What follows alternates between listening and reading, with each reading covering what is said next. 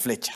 ¿Está preparado el IMSS para una nueva ola de hospitalizaciones en esta temporada de invierno en el país? Y más con esta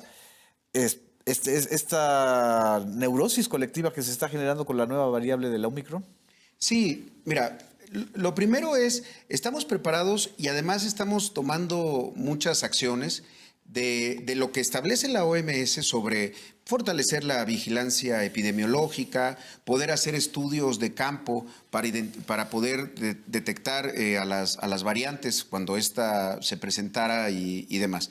Pero además estamos obligados a estar preparados por varias razones. Primero, porque si bien todavía la OMS no nos ha dicho si esta variante es más contagiosa. Exacto. No nos ha dicho si esta variante es más letal o su estado grave puede ser más letal que las anteriores. Y sobre todo no nos ha dicho cuál es la vinculación de esta variante frente a la inmunidad de las vacunas. Ellos mismos lo han dicho, eso todavía no lo sabemos. Así es. Una variable de interés, una variable, como ellos manifiestan, de preocupación, no debe llevarnos jamás al pánico. Y deja de decirte por qué. Porque si nosotros entráramos en un estado de pánico, lo que tendríamos que hacer sería detener otro proceso que es dinámico y continuo en el Seguro Social, que es la recuperación de los servicios. Claro. Porque además del COVID, existen muchas otras enfermedades y mucha gente que quiere regresar a programar un estudio, una cirugía, una consulta de especialidad, bueno, hasta un trasplante. Este 1 de diciembre se está conmemorando el Día Mundial de Lucha contra el VIH. Exactamente. Sí, Sí. que además son enfermos crónicos. Es correcto.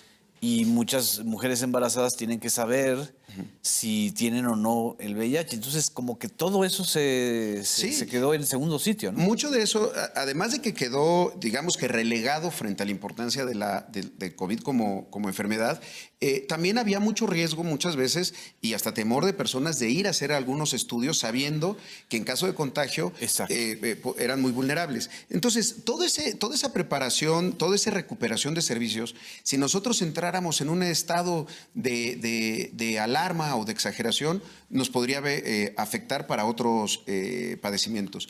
Además, creo que estamos preparados como nación y en el Seguro Social por el tema de las vacunas. Sin duda el asunto de las vacunas, cuando vemos que el mayor número de casos de la variante Omicron están presentándose en África y África como el continente menos vacunado, pues eso nos puede llevar a una interpretación de que la vacunación sí nos va a defender de esta nueva cepa. Insisto, se tendrán que llevar a cabo los estudios y que nos lo digan. Pero quizá... La vacunación es un punto de inflexión. Por supuesto, pero eso es un antes y después. Y te lo pongo en un dato muy, muy simple. Nosotros en la segunda ola, que inició hacia finales del 2020 y tuvo su pico máximo en enero de 2021, llegamos a tener el 70% de nuestra ocupación hospitalaria. De las 20,000 camas... En la segunda ola. En la segunda ola. Por una razón, en la segunda ola hubo menos contagios de los que nosotros detectamos. Así es. Hubo 500,000 contagios detectados, pero hubo cerca de 175,000 hospitalizaciones. O sea, más hospitalizaciones, más agravados. O sea, del total de los contagios, las personas que terminaban en hospitales eran muy alta. Ahora en la tercera ola hubo más contagios. Exacto. Hubo muchos más contagios, cerca de 700,000 contagios detectados por nosotros, muchos de ellos más jóvenes. Sin embargo, hubo radicalmente menos hospitalizaciones y en ese sentido menos defunciones. Solamente se explica por la vacunación. Desde luego que hay otros elementos, desde otro tipo de cuidados que se llevaron a cabo. Aquí en la Ciudad de México, con la jefa de gobierno, hicimos un trabajo extraordinario porque abrimos los módulos de atención respiratoria del Seguro Social, un lugar a donde llegaba alguien, se le hacía una prueba rápida, a veces también se hacía un estudio, una radiografía de rayos X para determinar el estado de gravedad. Y en el 80% de los casos detectados positivos, la enfermedad se llevó a cabo ambulatoriamente en casa. Así es. Entonces, Esos casos, muchos de ellos nos preocupaban porque decíamos, no está con condiciones para una hospitalización, pero tenemos que estar dándole un seguimiento permanente porque tiene otra enfermedad o por edad o por cualquier otra situación.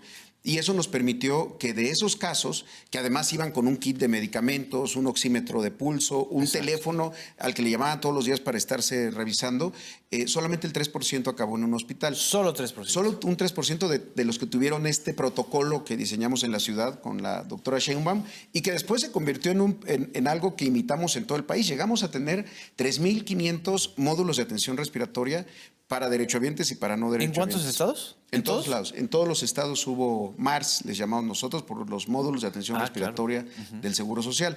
Entonces, bueno, todo eso ayudó, pero sin duda la vacuna, haciendo cálculos y proyecciones con el número de personas que se contagiaron, si no hubiéramos tenido vacuna, no hubiéramos tenido suficientes camas de hospital. Ahí sí se nos hubiera desbordado por completo. Ahora, hay sectores hay voces del sector privado, voces críticas de los hospitales privados que dicen, es que no tendríamos por qué estar esperando el momento de que llegue la variable Omicron a México, porque a lo mejor ya hasta existe la variable Omicron, porque no estamos haciendo pruebas. Es decir, ese discurso que escuchamos y que era constante contra el doctor Hugo López-Gatell de que no se están haciendo pruebas. ¿Cómo responder a eso?